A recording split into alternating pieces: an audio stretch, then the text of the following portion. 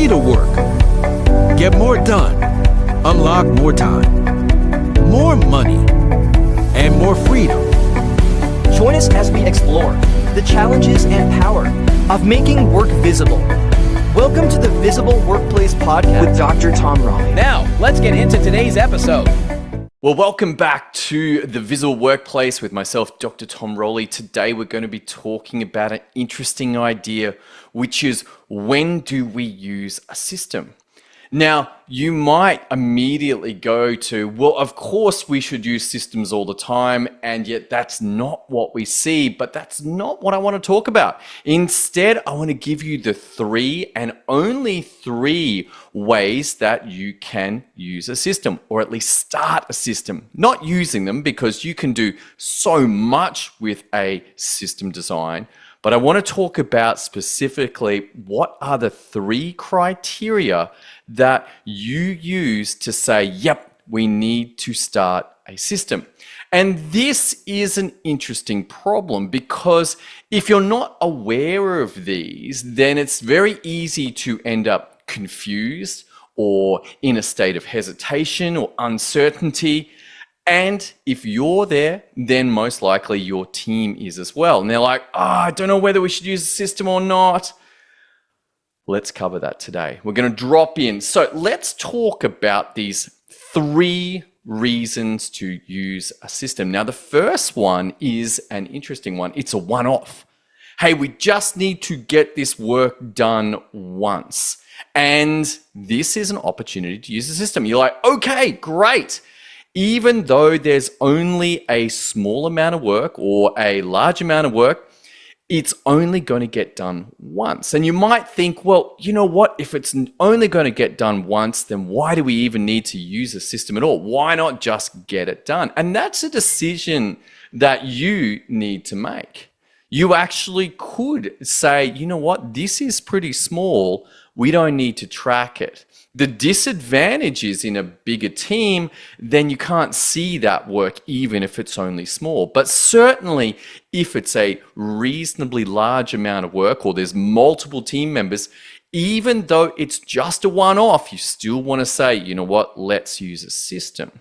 So that's our first opportunity. Hey, there's a one-off.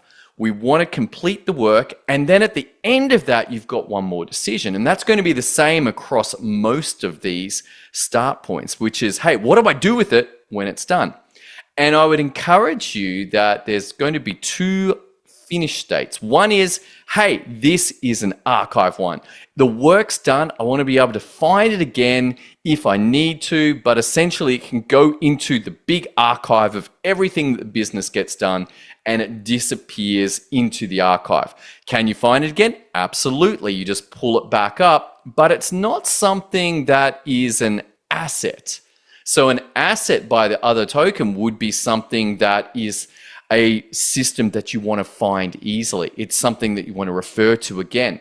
And a lot of these one-off pieces of work will be assets. For instance, if you're creating your dream customer or your dream avatar that you want to work with, that probably is once off work. You might come back to it, sure, and review it, but certainly it's not something that's going to happen every week. You're going to move that, do that work and say, you know what, we want to move it to an asset place. Different from the archive, because there's going to be a whole lot of work that gets done each week and the archive's going to fill up. It's going to have a lot of data there. But an asset is where something that you would move and say, I want to be able to find this because this is an asset to our business. And you could have other ones besides that. But a good example is a customer avatar. So let's move to a second type. Well, what's the second type? Well, these are systems that would be done regularly on a schedule. So every week or every month, every 2 weeks, every quarter, every year, they need to be done. And so these are relatively easy to manage as well. Guess why? Well, do we have a tool that is highly effective at tracking things that get done on a repeating schedule? Yes, you do. It's called a calendar. Oh my goodness, wow. But how does a calendar link to this idea of a system? Well, if you put an entry into the calendar and say, hey, each week, this system needs to be done. And then just click the link and off you go. You can run it and off it goes. Now, this is one methodology. So the calendar repeating event, really good for things that are maybe monthly, quarterly, yearly. They come around, you've got to do your taxes. It's like, oh, okay, cool. Taxes are due.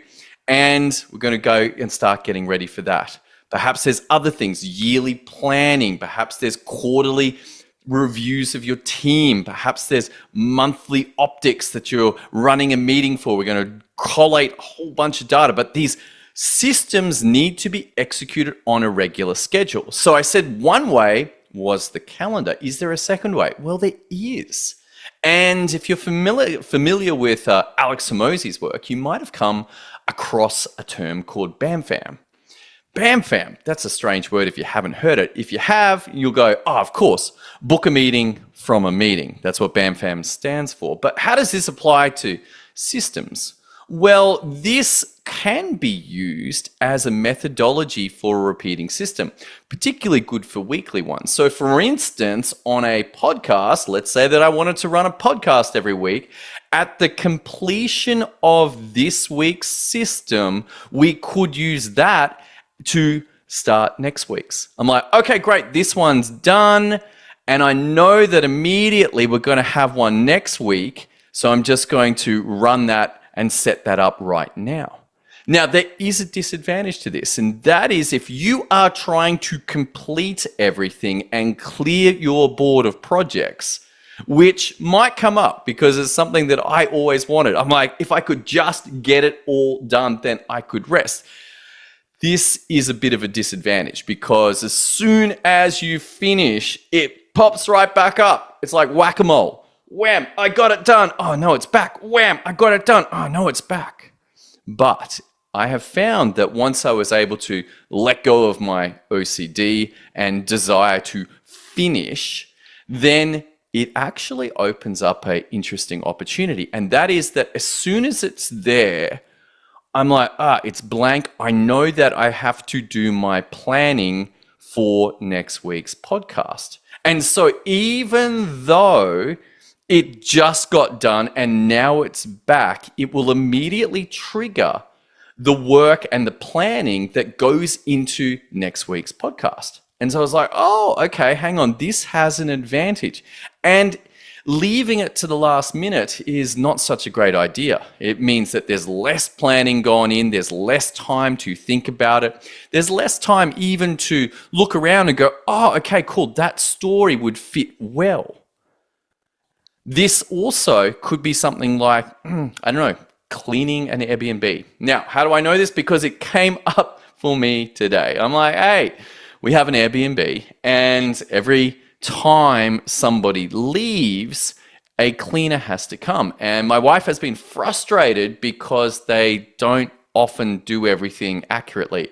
I'm like, hey, if you want everything done, you could give them a checklist. Now, a checklist is a type of system.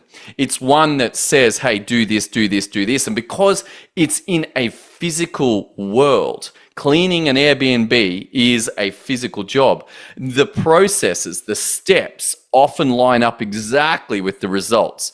Make the bed, you get a made bed. Wash the towels, you get clean towels. There's a direct link, as opposed to in a virtual world or a computer world, we can often have very disconnected experiences between the work that gets done and the results that come out. But in a physical reality, it's very, very tight. And this was referenced also in, of course, the E-Myth Revisited. You'll remember in that book, if you've read it, that the author, his name eludes me right now, but anyway, you'll know him, Michael Gerber, there we go. He goes to the hotel and he's like, how is it that this hotel has everything done? And he finds out they're using, wait for it, checklists, or also known as a system. That every time that room needs to be cleaned, which was probably daily in a busy hotel, they would bring out the checklist for that particular room and run through and check it off and say, yes, beds made, bathrooms clean, sheets folded down, all of the steps that were required for managing that bed. And so I was like, hey, you know what? Why don't we give the cleaners a list of things, a checklist to do? Now, is it a magic board? No, well, sort of, but it's because of that link between the processes and the results being very similar that we can get away with just saying, hey, here are the results. If we need the bed made, well, they're going to have to make the bed. That process, that steps, that instructions, that work that results in a made bed is exactly the same. It's not exactly the same. Doing the work and the end result of the work are very tightly linked in a physical reality. So what are we going to do? She was like, you know what? We've got one. We've got one. I'm like, serious? Okay, well, why isn't it being used? I didn't print it out. So that is what we're going to do. It's also old. So before we print it out, we need to update it. But I'm just going to print it out and then we can update it. We'll update it and then print it out. And we're going to have a much more accurate way of dealing with cleaning the Airbnb. What's going on if we have that checklist? Well, it's like, hey, we noticed that it seemed like the floors weren't mopped. On the checklist, it says mop floors. What's going on? They're like, yeah, we forgot. And I'm like, well, did you use the checklist? Oh, no, we didn't. Okay, well, next time, use the checklist. Make sure it's all done. Tick, tick, tick, tick, tick. Now, you can laminate it and then have a pen. I don't really mind. There's lots of different ways to have it. You could have a printout each time. But the important thing to capture here is that this is the third type of starting a system. What do you mean? Oh, well, you see, the guests come on an irregular basis. Some of them stay for 2 nights, some stay for 3 nights, some stay for 5, some stay for 7. But each time they leave, that is the trigger to start the cleaning system. And you will have these types of systems in your business as well. That when something happens, a new lead, a new customer, a new project, a new sale, something happens and triggers the requirement for a system to be used. This is different from the scheduled ones. The schedules are happening on a schedule, weekly, fortnightly, monthly, quarterly, yearly. A triggered one is when something happens. The person leaves the Airbnb. A new client rings up and says, hey, I'd like you to help me out. What can I do? What do you need help with? Those type of triggers are more tricky. You need to know where they are. Do you have a list of when this happens, then do this?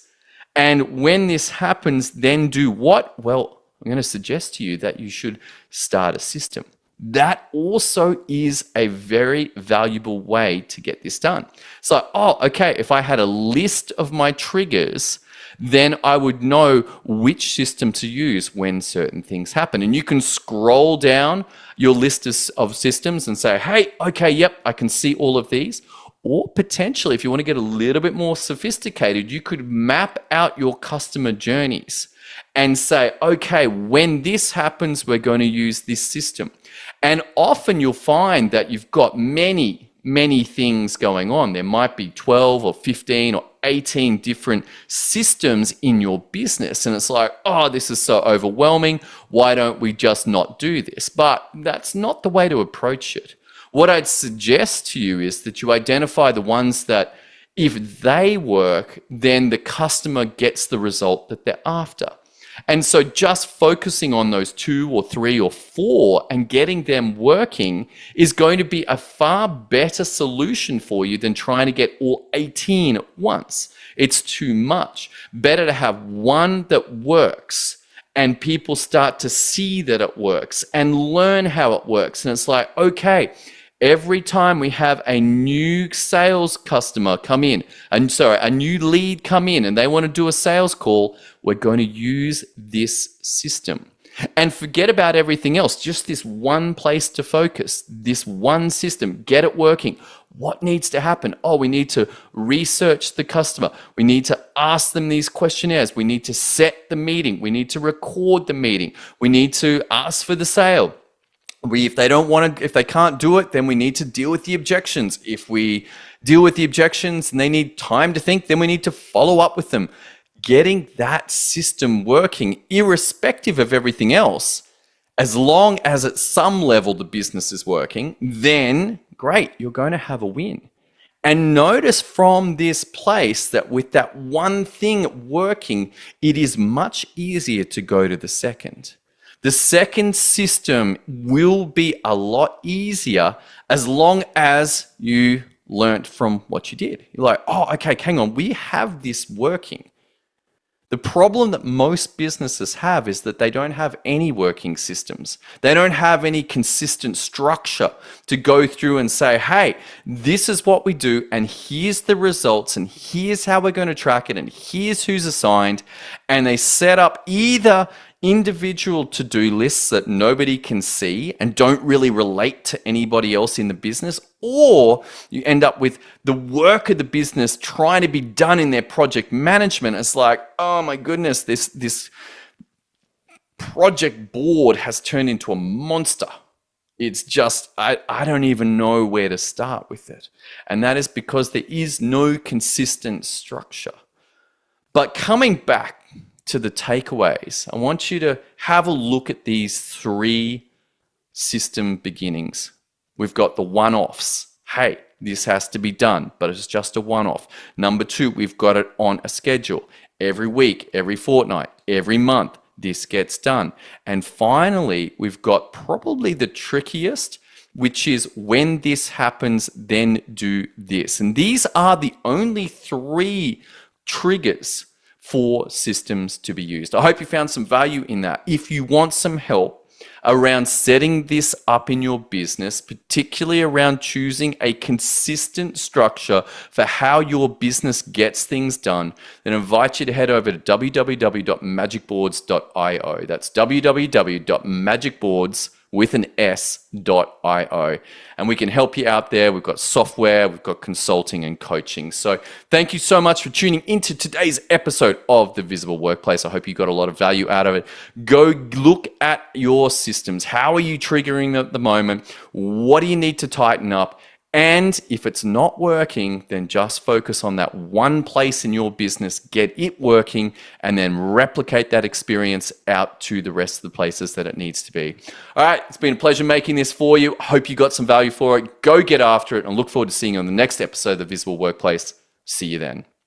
Thanks for tuning into the Visible Workplace podcast. Subscribe for more productivity tips and share with friends. We love your feedback, so please rate and review us on your favorite podcast platform. For more tips and tools, visit www.magicboards.io. Thanks again, and see you next episode. Disclaimer: the information and ideas discussed in this episode are general in nature and do not take into account your specific circumstances.